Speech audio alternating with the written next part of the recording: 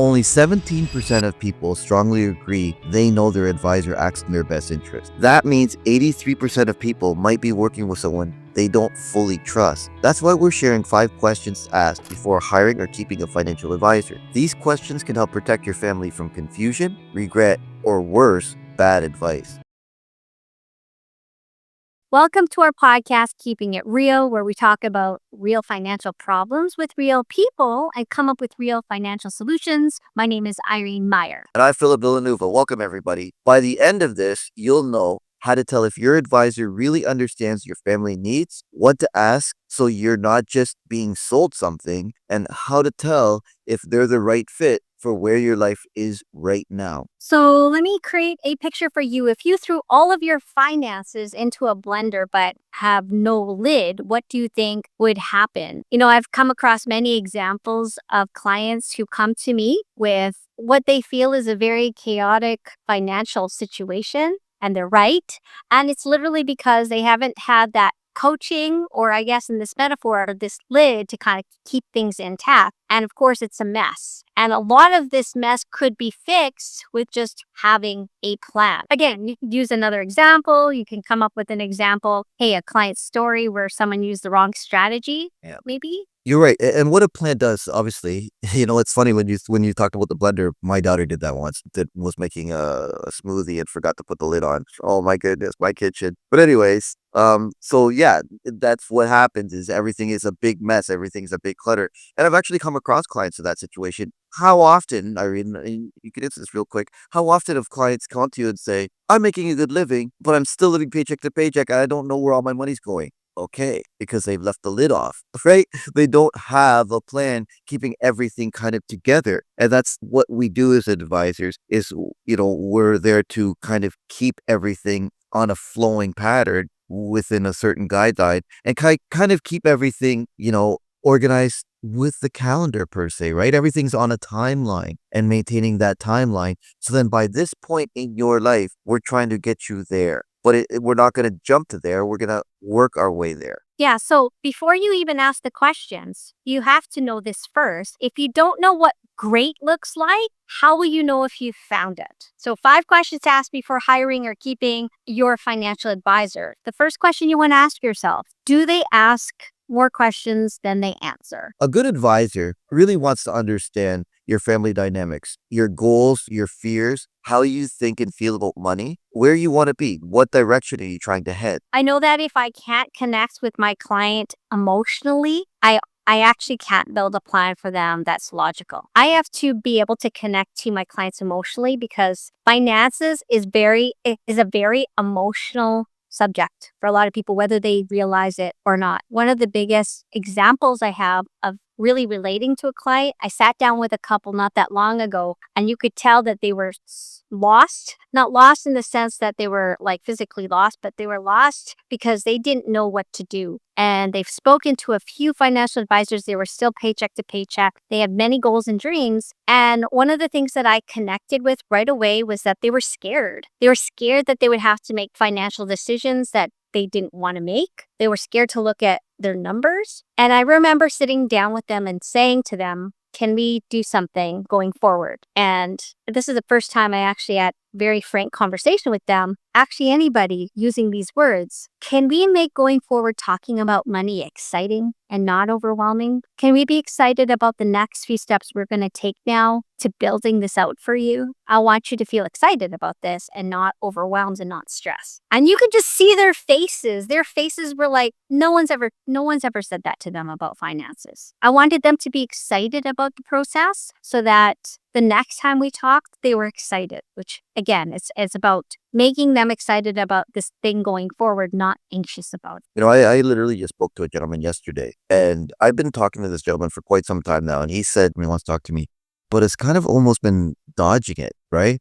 And then so the other day, I just confronted him. I said, I didn't really give him a choice. I cornered him because I have a relation with the gentleman now, right? And I cornered him. He goes, I don't have a lot. And I know you guys are used to work. You guys deal with just high profile stuff, right? No, I said, we're here to help everyone get started as well, right? So people are scared when they hear the term financial advisor, the financial advisor is only going to talk to you if you've got money, right? And that might be the case with some, absolutely, but not all. And that's why it's so important to get to know who it is that you're going to deal with and why the advisor needs to ask the questions and get to know the person, because you're absolutely correct. There are fears and preconceived ideas that people have about advisors, right? So the other part of it is it's really important us as advisors, right, that we're able to explain, like, can the advisor explain things so then a young person, a child, could understand what it is that you're talking about. Yeah, if you're actually walking out of your meeting even more confused than when you walked in, that's a huge problem. So that would be question number 2. Can they explain, like you had said, the strategy you're implementing in a way that, like you had said, a 12-year-old would understand? Yeah. I've had a client, actually. I talked to a gentleman who went to an institution who was told that they should set up a tax-free savings account or some kind of investment. So they walked into their bank and did that, right? And by the end of it, they felt like they had their tax-free savings account set up, they had an RSP set up, and they had insurance set up, they told me, right? All at the bank. Right? That's exactly what. So he thought he had set up a TFSA, he thought he had set up an RSP, and he thought he had set up life insurance with that bank advisor, right? So again, coming in, talking to an advisor, being overtalked, I'm sure, not understanding what it is that you're actually looking at or purchasing. Because one, this guy didn't have a TFSA maxed out. He wasn't within a higher income bracket. So why are they talking about RSPs? That's exist nature. Was there a reason for even setting up RSPs? And secondly, you're at the bank talking about life insurance. Things don't make sense, right? No. So, but this client thought everything made sense because he didn't understand what was happening. So, again, in a second meeting with this gentleman and asking him all the questions about that meeting, right? Go to find out it wasn't life insurance. He bought creditor's insurance against his mortgage. That's what he had bought, right? So he had no life insurance set up. And is mortgage insurance the best thing for what this client needs? I'm sure that advisor didn't even find that out, right? Didn't try to discover that. They were just selling him a product that the bank could offer, right? And matching quotas or doing whatever they need to do at the bank, selling product, not getting to know the client. So it's really important that you as a client understand, or when you're speaking to your advisor, the advisor is telling you everything so you truly understand what is it they're trying to say or what they're saying. Yeah. And I mean, I guess that leads us to the next question you should be asking is, how does your advisor get paid? And does that affect their advice? Now, there's nothing wrong with somebody like me and you, Phil, who earn our living from, making commissions on the advice we give. There's nothing wrong with it, but there is something wrong when your advisor might be hiding it and not fully disclosing how they get paid. I have really great clients who are smart to ask me, how does this help you? And I'm very honest, like how it helps me. Like you can pay your advisor based on the service. You can pay your advisors through, how your investments are doing. There's many different ways an advisor earns their living by helping you. But if you feel like you're not trusting your gut that this person is right for you, you're even questioning if your advisor is giving you the right advice, it is okay to ask them, I'm curious how you get paid. I just want to make sure for myself, are you paid the same no matter what you recommend? This particular topic I find very interesting because I've never hidden behind how I pay. As a matter of fact, I was talking to a client and he was asking me, should I do this? And my exact answer to this, if you do it that way, I'm going to be honest with you, I'm going to make more commission. I'm going to get paid more if you do it that way, but that's not the best thing for what you need to do. And I literally told him that. I said, I'm going to make less commission, but this is the right way to do it for you. But if you want, I don't have a problem doing that. If that's what you want to do, right? Right. Well, I don't hide behind the fact that I'm going to make more commission doing this way, less commission doing this way. But commission is just part of my normal lingo when I'm talking to my clients because I don't hide behind it, right? I make my living by commission. So yes, I want to do business with you if you're the right client, and secondly, if what I can do it works for you.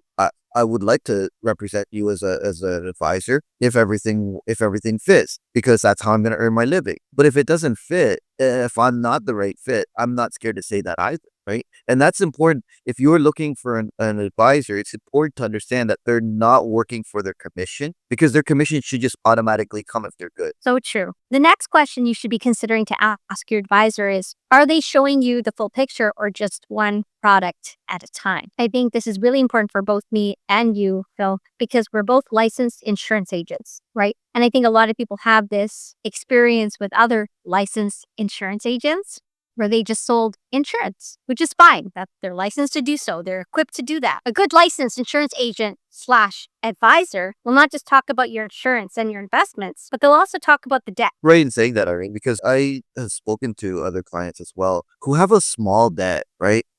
They want to set up stuff, they want to get things going, but they've got, maybe a $4,000 or $5,000 debt that is lingering over their heads. I say, you know what? Before we get anything going, let's attack that debt first. Let's get rid of it first. It's a small debt. Let's get rid of it. That way, we're moving forward on fresh ground and getting everything going first, right? Am I making commission by doing that? No, I'm not making any commission by doing that. As a matter of fact, I'm delaying it making any commission by doing that. But it's in the client's best interest. Yeah, 100%. It includes real planning. It includes definitely making sure your investments are working hard for you, making sure you and your family are protected if anything goes wrong, but also doing something about the money that's coming in, your cash flow, your budget. All of that working together is a good plan. So that leads us to the question number 5. Will they still be the right advisor for you 10 years from now? So again, everything that the client or the advisor has done up to this point and what they've, told you about themselves or how you're getting to feel about this advisor, is this somebody that you are still going to be vested in 10 years from now, and or are they still going to be in the business 10 years from now? Really important question. We have a lot of people in our space, Phil, hey, where they kind of come in and they're out and they haven't even had the ability to improve, how they help people, their training, their knowledge, their learning. They're out of the entire picture. What they've done though is they've accumulated clients and literally they disappear. And so when you talk to your advisor, one important question, Bill had mentioned, is are you going to see them in 10 years from now? What is their process when it comes to maintaining contact? That would be a great follow-up question to that. If their advice feels like a copy-pasted type of plan and it's kind of stuck, in 2010, that's a huge red flag. Yeah, it's like, if I was my daughter wears glasses, right? And we went to the optician the other day, and I was asking him about using my daughter's old frames to put on the new lenses. And he says, we can do that. Definitely we can do that. And he brought up a very good point. But if those frames were to ever break, these are no longer in production, right? So warranties or anything like that, we won't be able to replace them. So it's the same kind of idea. Do I stick with the old frame, right? Or do I move on to a new frame and get something that can be replaced under warranty, that, that has longevity in life, right? And maybe something that I can use down the road, things of that nature. Same thing with your advisor. Is your advisor something that, is maintaining contact with you? Is it something, is his strategies maybe outdated? Is the advisor not not working with you on like I said in a podcast earlier, I had mentioned, our life evolves, our life changes, right? So that advisor should be meeting with you on a regular basis, seeing where you're at now, and if they need to tweak your plan, right? Somewhat, because we're all working towards our latter years with our finances. It's not about now. It's about, working towards our latter years so then we can live comfortably when we're not able to work as hard, right? When we don't have that rebound effect that we can, when we're younger, we can rebound from things. When we're older, that's a lot more difficult. So we want to make sure that we're comfortable, or we've got some kind of a cushioning for that time era when we can't rebound, or we can't work as hard, or maybe we can't even work anymore. Right? So if our plan is not evolving that same way, there's a problem. So I'm going to say, you and your family aren't going to stay the same for the next 10 years. So your financial strategy shouldn't either. You're just going to do the full end. Now that we've got the 5 questions to ask before hiring or keeping a financial advisor, the next step is finding out what kind of advisor fits your season of life, where you're at now. In our next video, we'll walk you through how to answer that question.